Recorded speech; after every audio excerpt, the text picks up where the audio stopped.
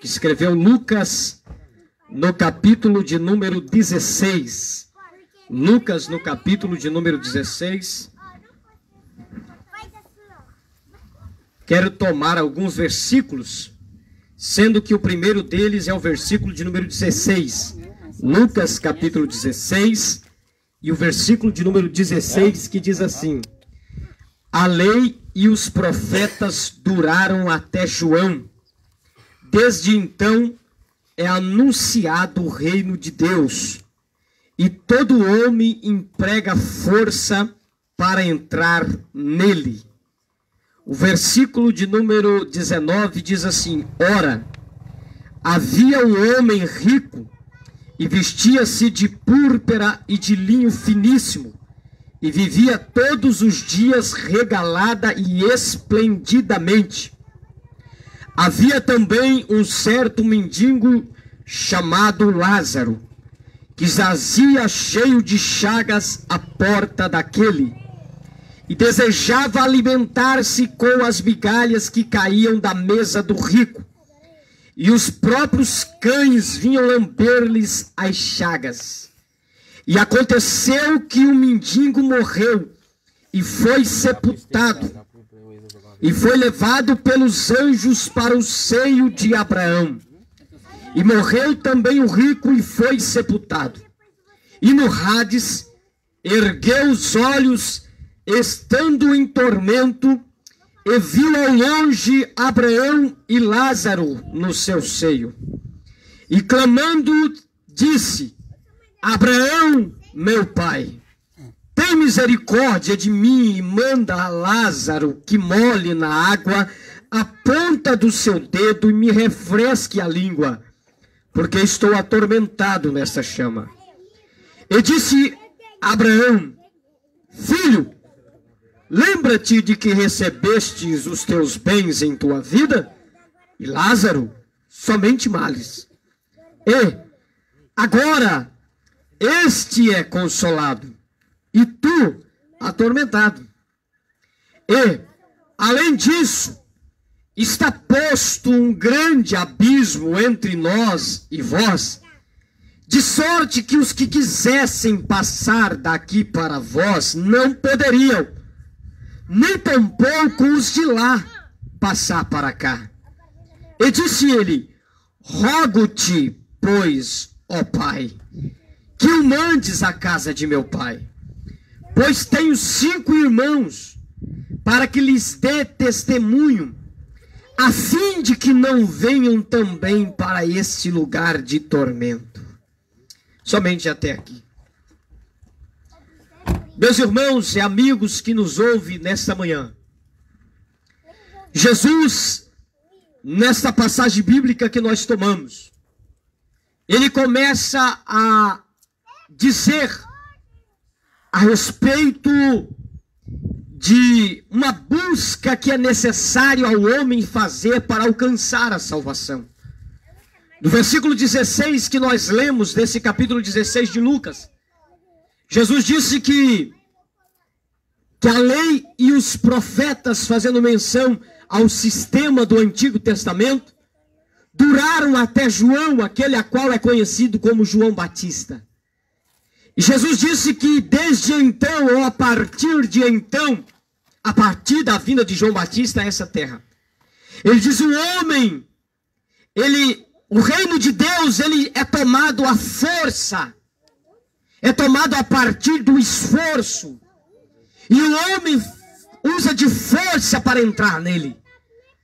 Essa palavra nos faz lembrar daquilo que está escrito em Hebreus no capítulo de número 2, os versículos 1, 2 e 3, quando o escritor ele escreve dizendo: como escaparemos nós, se não atentarmos para uma tão grande salvação, que primeiramente começou a ser pregado pelos profetas, depois por Jesus Cristo e pelos seus santos apóstolos. O que o texto está nos dizendo é: a salvação, ela foi entregue ao ser humano, ela foi trazida, como já foi lido aqui, Romanos capítulo 5, versículo 8. Deus prova ou provou e prova, provou na cruz e continua provando, dia após dia, o seu amor para conosco, enviando o seu Filho único para morrer por nós, sendo nós ainda pecadores. Então Deus, Ele trouxe lá da eternidade, lá do céu à terra, o passaporte para a eternidade. O ser humano nessa terra distanciado de Deus, longe do Senhor, afastado da presença de Deus e destinado à condenação eterna. Deus, através de Jesus Cristo, pega um passaporte celestial, tira-o da eternidade dos altos e sublime céu e o transporta para essa terra. O passaporte que nos dá o direito da vida eterna. O passaporte que nos dá direito de entrar no céu. O visto necessário que nos autoriza a entrada celestial. Saiu do céu de graça, sem nenhum preço, sem nenhum valor, sem nenhum custo para nós. Logicamente que nada é de graça. Se o passaporte chegou para nós de graça, alguém teve que pagar para ele chegar aqui. E quem é que pagou? Foi Jesus Cristo. Diz a primeira carta de Paulo a Timóteo, no capítulo 2, e o versículo 6, que ele a si mesmo se entregou por preço de redenção. O que é preço de redenção? Redenção é pagamento, preço de redenção é pagamento para que o escravo seja liberto, para que o escravo volte a ser livre e se esquive da escravidão. Quando o texto diz que ele mesmo se entregou por preço de redenção, o texto está dizendo que ele pagou o preço para que nós fôssemos livres da escravidão. E quando o passaporte chegou para nós, chegou de graça. Mas não que ele seja de graça, o preço dele é caro. O salmista diz que o preço da libertação, da redenção de um irmão, é preço muito alto, ou de um amigo. É preço muito alto, muito caro, que ninguém consegue pagar, é preço de sangue. Então o preço é alto. Mas mesmo tendo um preço alto, a salvação chegou para nós de graça. Por que que ela é um preço alto e chegou de graça? Porque alguém pagou por nós antes dela chegar até nós. Antes dessa salvação chegar aqui, primeiro alguém pagou por ela lá. Então ela foi paga há quase 2000 anos atrás no Calvário. E hoje chegou de graça na minha casa, na sua casa. Hoje chegou de graça na sua rua, no seu bairro. Hoje chegou de graça aos teus ouvidos nessa manhã. Porque alguém pagou por ela. Ela é um preço caríssimo. Ela não chegou de graça porque não tem valor. Há um ditado popular que diz que tudo que é de graça não presta. Mas ela não é de graça. Pelo contrário, o preço dela é alto. O preço dela é caro. O preço dela é preço de sangue. Ela não é de graça. Ela só chegou de graça até nós porque alguém pagou primeiro para ela chegar. É porque alguém já pagou adiantado. O presente que está chegando para nós hoje embaladinho na nossa mão de graça, ele tem um alto preço, mas alguém pagou antes de enviar para nós. E quando chegou para nós, já chegou de graça, porque alguém já pagou antecipado. Mas o texto diz que embora a salvação chega de graça para nós, nós precisamos reconhecer a necessidade de salvação. E o texto diz que todo ser humano faz força para entrar nesse reino que é de graça. Mas vem cá, o reino é de graça. Por que que o ser humano faz força?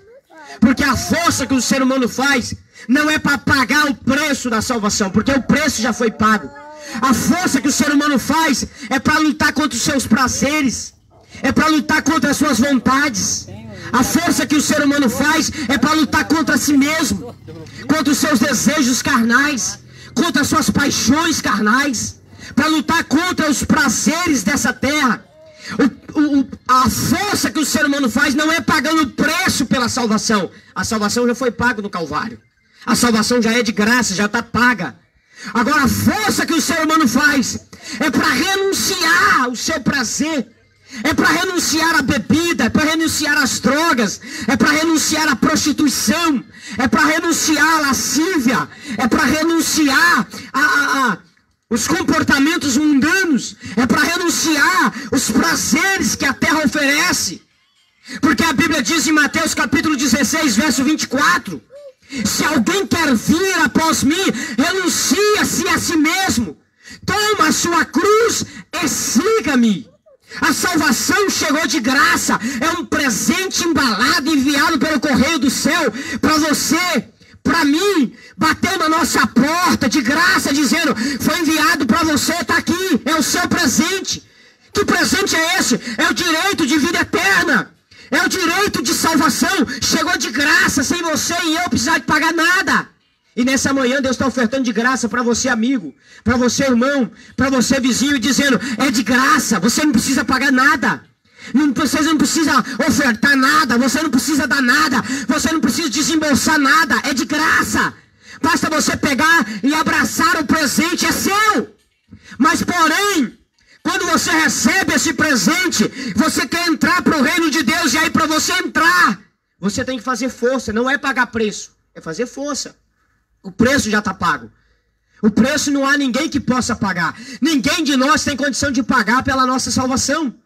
Mas a questão não é pagar o preço da salvação, que o preço já foi pago. A questão é lutar, esforçar para entrar no reino de Deus. Por quê? Porque o reino de Deus é um reino de justiça, é um reino de pureza, é um reino de limpeza, é um reino de luz, é um reino de glória. E aí, quando nós queremos fazer parte desse reino, a gente tem que se afastar das trevas, a gente tem que se afastar do pecado.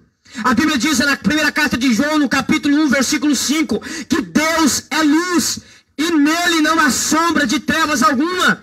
O versículo 6 diz que se alguém diz que está em Deus e anda em treva, esse tal está mentindo. Por quê? Porque ninguém pode andar em trevas e ter comunhão com Deus.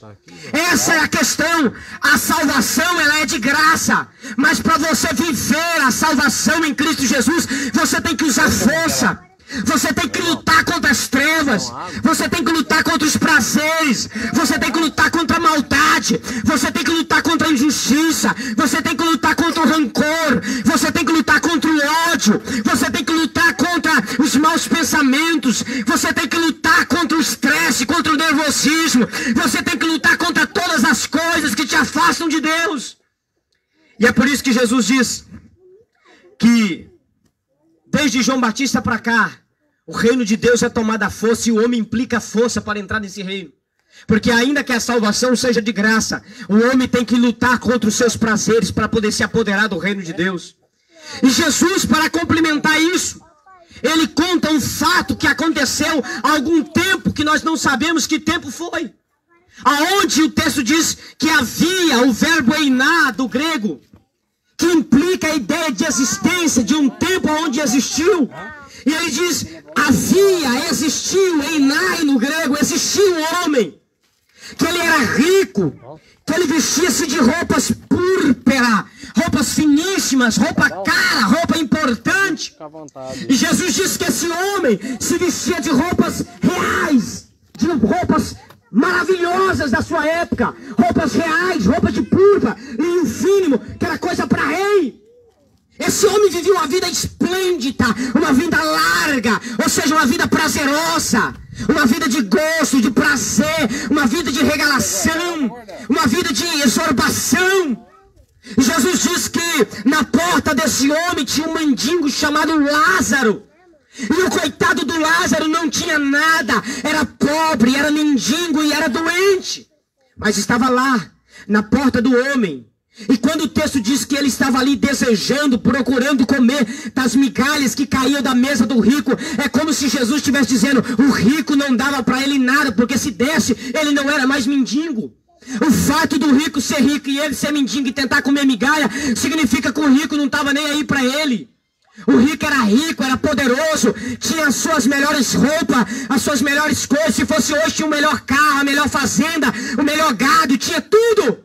E na porta dele tinha um mendigo que ele sequer dava o que comer para o mendigo vivia comendo migalhas. Mas Jesus disse que chegou um ponto que chega na vida de todo ser humano. A nossa vida, ela tem limite. Eclesiastes capítulo 3, verso 1 diz que é um tempo determinado por Deus para toda coisa debaixo do sol. Há tempo de nascer e há tempo de morrer. Há tempo de plantar e há tempo de arrancar. Há tempo de se ajuntar, mas há tempo de esparramar. Há tempo de abraçar e há tempo de se afastar. Teve o tempo do homem rico nascer.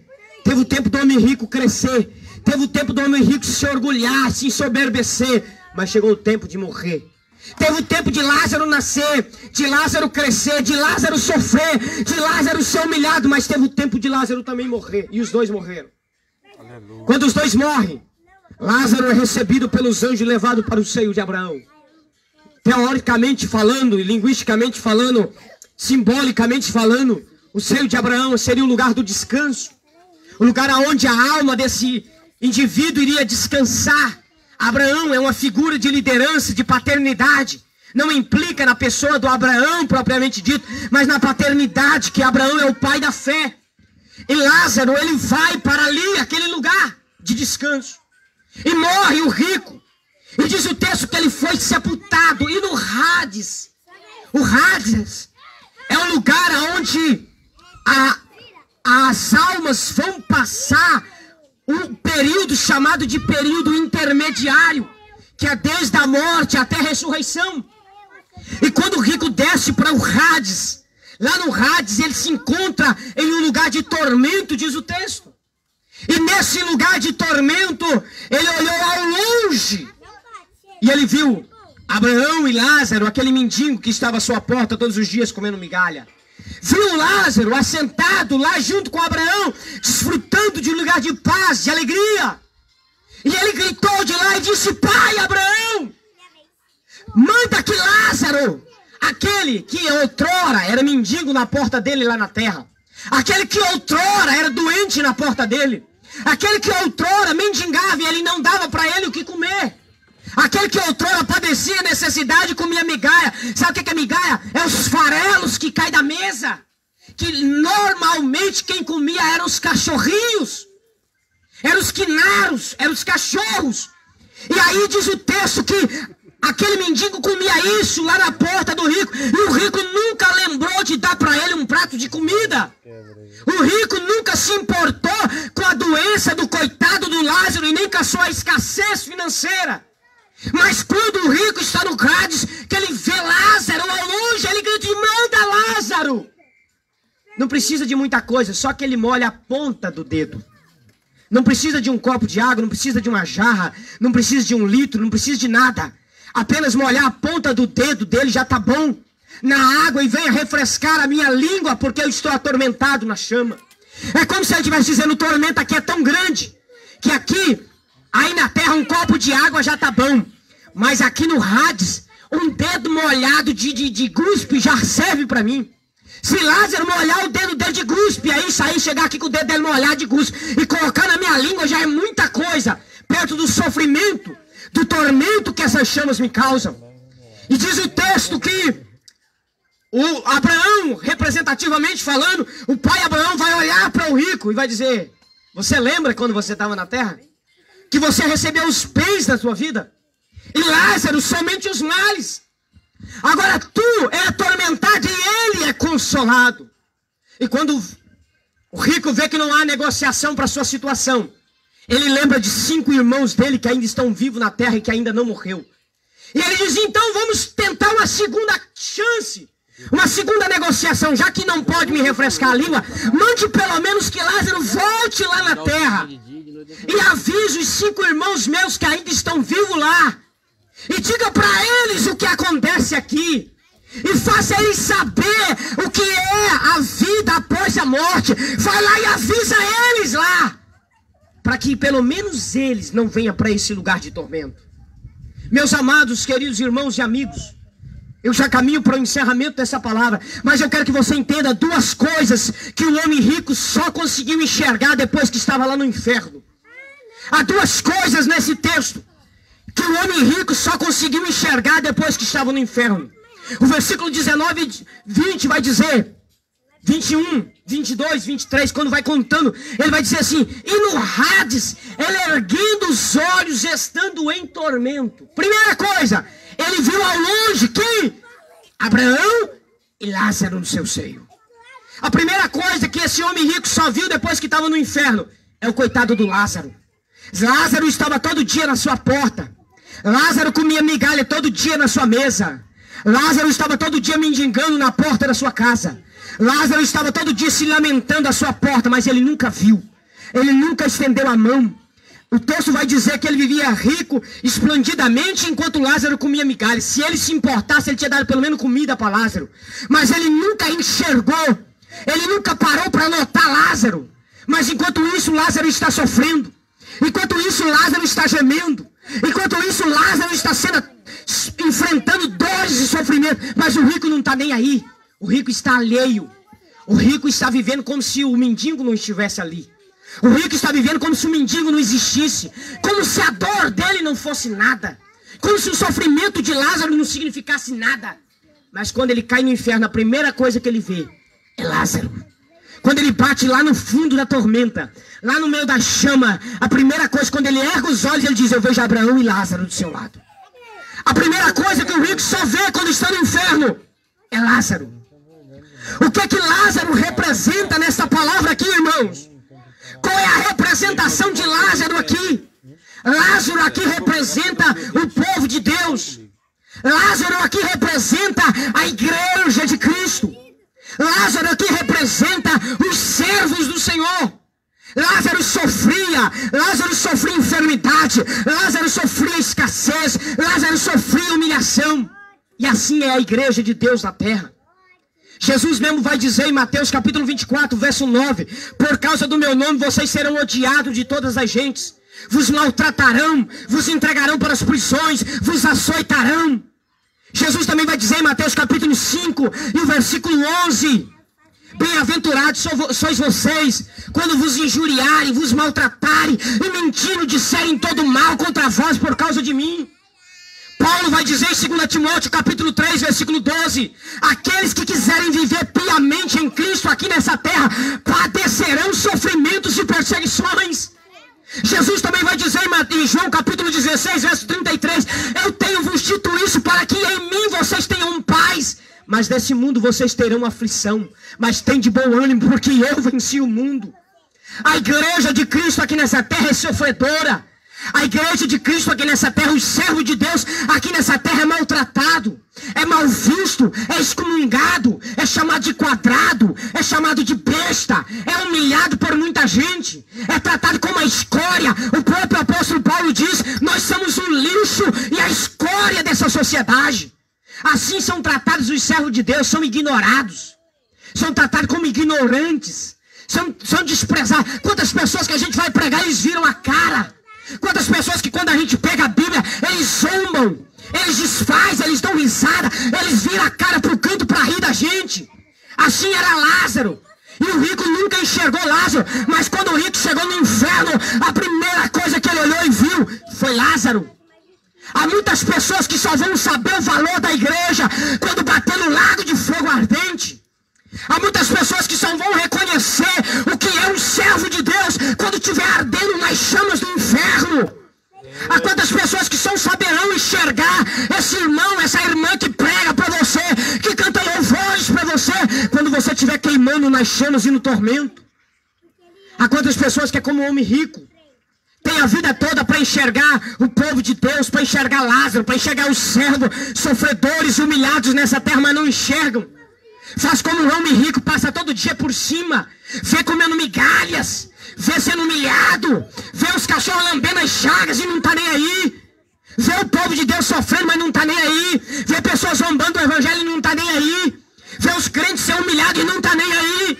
Mas quando chegar no inferno, a primeira coisa que vai fazer é lembrar daquele povo sofrido, daquele povo humilhado, daquele povo maltratado. Assim foi com o homem rico. Quando ele bateu no fundo do inferno, que as chamas atormentaram o homem, ele olhou e conseguiu enxergar aquele homem que todo dia estava na porta dele, mas ele não enxergava.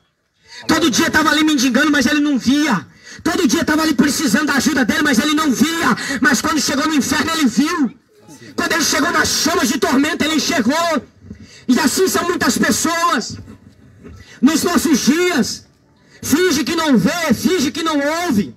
A mensagem do evangelho está sendo pregado. Os servos de Deus estão por todos os lados, nas rádios, na televisão, nas ruas, nas praças. Estão pregando o evangelho, estão falando, estão exortando, estão dizendo, estão anunciando. Mas as pessoas estão fazendo como homem rico. Estão fingindo que não vê. Estão fingindo que não ouve. Estão fingindo que não é com elas. Estão ficando alheio de tudo. Estão fingindo que aquilo não tem valor para ela. Somente quando chegar nas chamas ardentes do inferno é que vão se lembrar.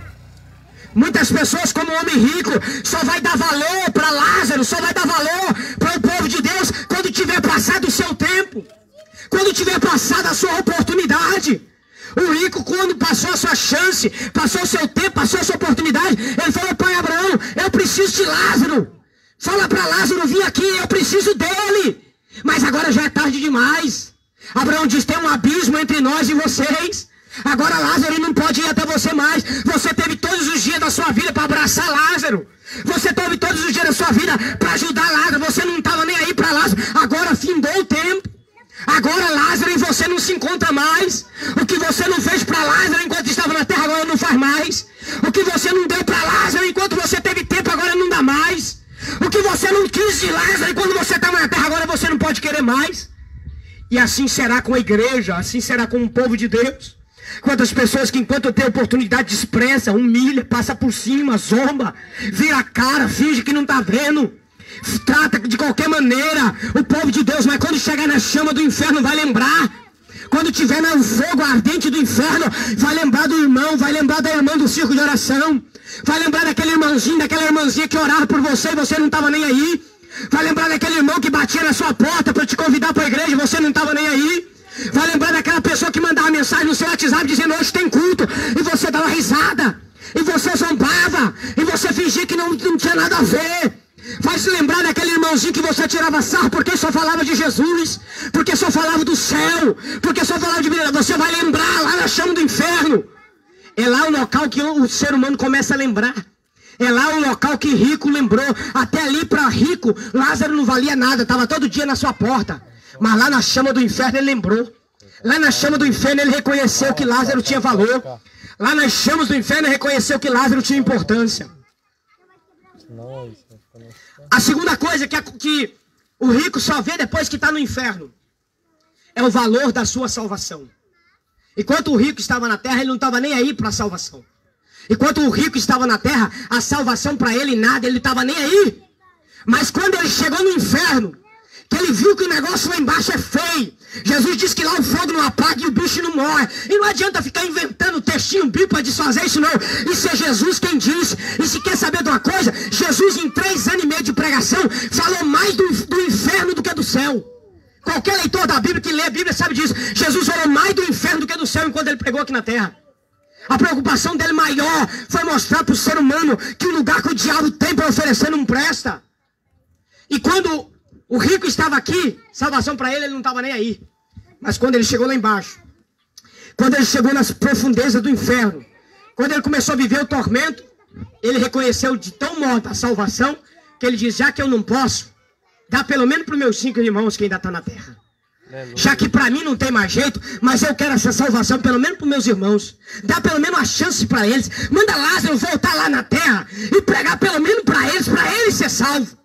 Lázaro só enxergou, o rico só enxergou o valor da salvação quando ele já estava no inferno.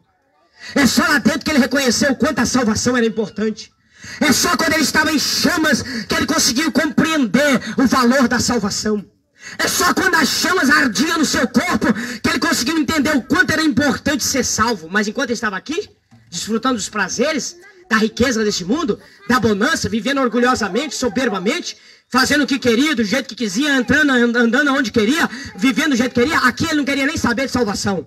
Mas quando ele estava lá no inferno, é lá que ele reconheceu o valor da salvação e diz: deixa pelo menos meus irmãos alcançar a salvação. Essa é a segunda coisa que o rico só enxergou depois que já estava no inferno. E muitas pessoas, à semelhança do rico, também não têm enxergado o valor da salvação.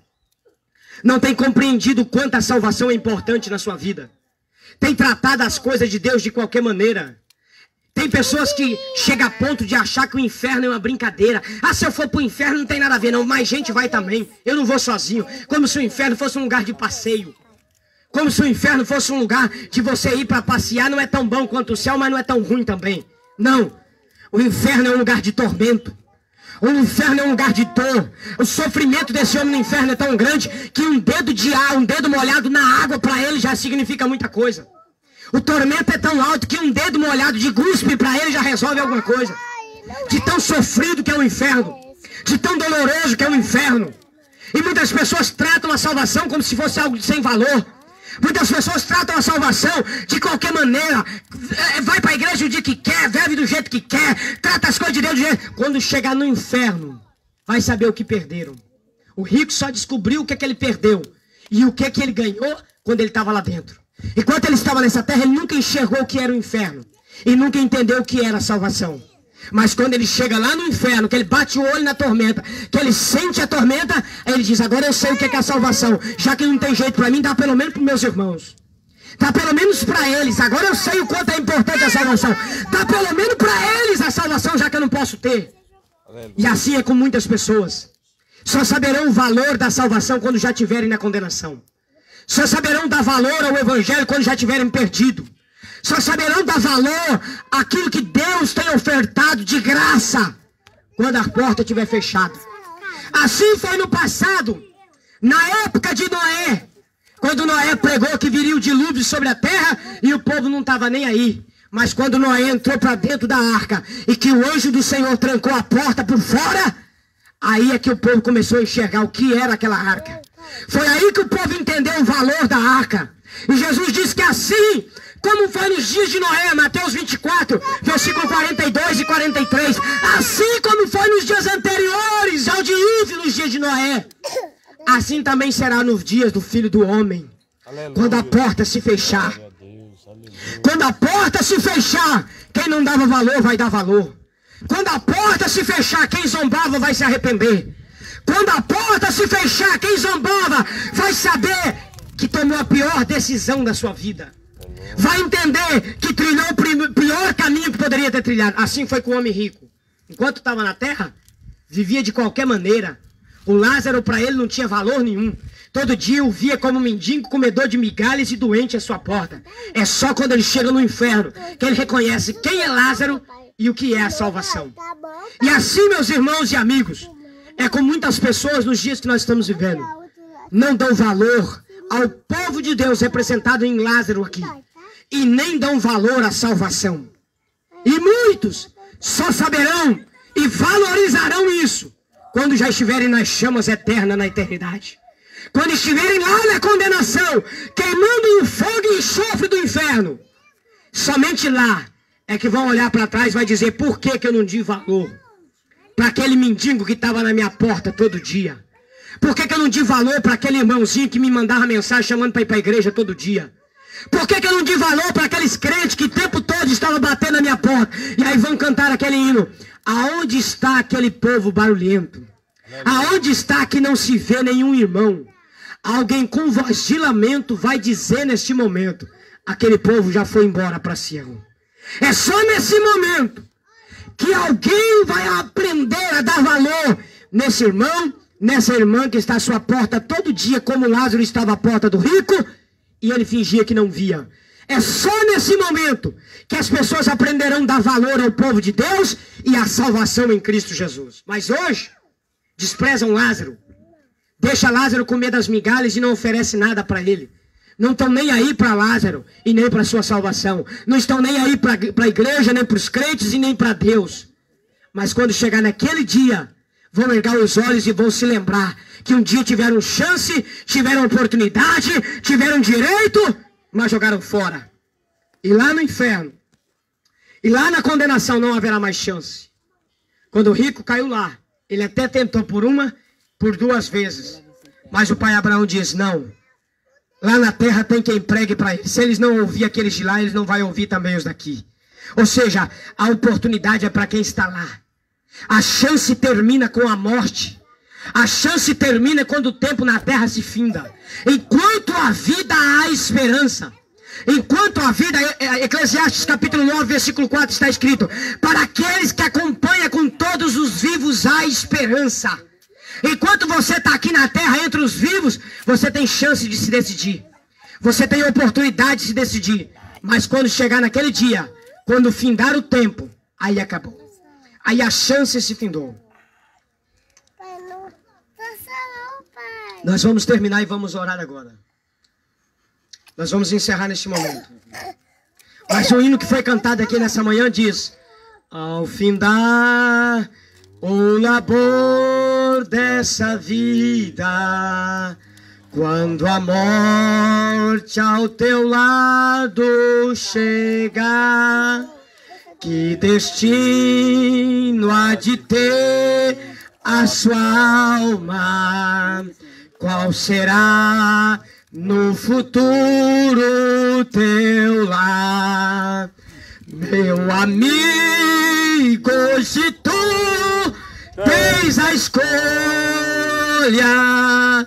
vida ou morte, qual vais aceitar? Amanhã pode ser muito tarde, hoje Cristo te quer libertar. Qual o destino que vai ter a tua alma? O destino de Lázaro para o descanso eterno? Mesmo que sofrendo nessa vida, mesmo que atribulado nessa vida, mas sair daqui e morar na eternidade em descanso eterno? Ou o destino do homem rico, que prefere viver os prazeres aqui, prefere viver a glória desse mundo, mas quando partir daqui para a eternidade vai para o sofrimento eterno? Eu volto na palavra de Jesus em Lucas 16:16.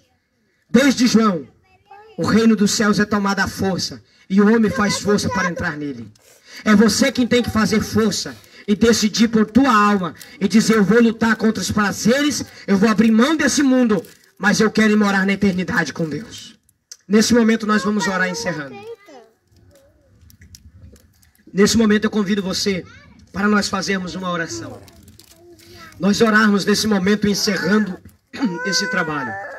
E você que ouviu a palavra de Deus nessa manhã, tome a sua decisão com Deus. Decida-se perante o Senhor. Não faça como o homem rico, que esperou chegar nas chamas do inferno para reconhecer o valor de Lázaro e o valor da salvação. Enquanto você está nessa vida, reconheça o valor do povo de Deus, da igreja que está na tua porta pregando a mensagem. Reconheça o valor dos irmãos e das irmãs que batem na tua porta anunciando a mensagem do Evangelho. Reconheça o valor da salvação que de graça te é ofertado nessa manhã. Reconheça o valor do privilégio de ser salvo que Deus está te ofertando. Aleluia. E tome a sua decisão. Meu amigo, hoje tu tens a escolha, vida ou morte. Qual vais aceitar? Amanhã pode ser muito tarde. Hoje, Cristo quer te salvar. Aleluia. Nós vamos orar. Tem alguém que quer tomar uma decisão nessa manhã? De aceitar ao Senhor como Salvador da sua vida? De mudar os seus caminhos? De servir ao Senhor e de ser um servo de Cristo para morar no céu de glória? Se tem alguém que quer se decidir aonde você está, na sua casa, na sua residência, nas proximidades, ao som desse microfone, aonde você estiver, levante as suas mãos ao céu e junto comigo faça essa oração nesse momento. Aonde você estiver, na sua casa, na sua residência, ouvindo o som desse microfone, se você quer tomar a sua decisão nesse momento de aceitar ao Senhor, de mudar a sua vida e a partir de agora servir ao Senhor, ser um servo de Cristo, buscar a Deus e ir morar no céu de glória, na sua casa, na sua residência, na beira da rua, na onde você estiver ouvindo o som desse microfone, eu convido você a levantar a sua mão ao céu neste momento, como uma forma de decidir ao Senhor. Levante a sua mão ao céu, uma das suas mãos. Levante ela ao céu nesse momento que nós vamos orar. Aonde você estiver e quiser tomar a sua decisão, levante as suas mãos e segure ela levantada ao céu. Nós vamos orar nesse momento ao Senhor. Meu Deus, em nome de Jesus Cristo, nesse momento, ó Pai, nós estamos em Tua presença. Pai, a Tua palavra foi pregada, os louvores foi cantada, a Tua mensagem foi anunciada nesse momento. Pai, nós estamos encerrando agora, nessa hora. E eu quero lhe pedir, Senhor, onde tiver uma pessoa de mão levantada, firmando um compromisso com o Senhor nesse momento, aonde estiver, aceitando ao Senhor ou reconciliando, seja na casa, na beira da rua, seja no quarto, aonde tiver uma pessoa, Senhor, que estiver levantando a sua mão nesse momento, se decidindo, Pai, a receba como teu filho, como tua filha nesse momento, ó Pai.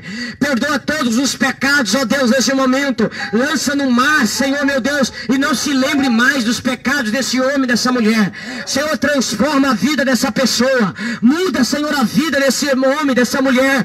Torna ela, meu Deus, e torna ele digno da salvação em Cristo Jesus. Muda a vida dessa pessoa, Senhor. Tem um homem aqui de mão levantada, Senhor, nesse momento. Diego, se aproxime daquele homem ali, coloca as mãos sobre ele. Meu Deus, o receba como teu filho nesse momento, Senhor. Aonde tiver mais alguém nesse momento de mãos levantadas, Pai, pelo poder da tua palavra, meu Deus, vai visitando esse coração. Aonde tiver mais alguém que estiver levantando a mão nesse momento, Senhor, e se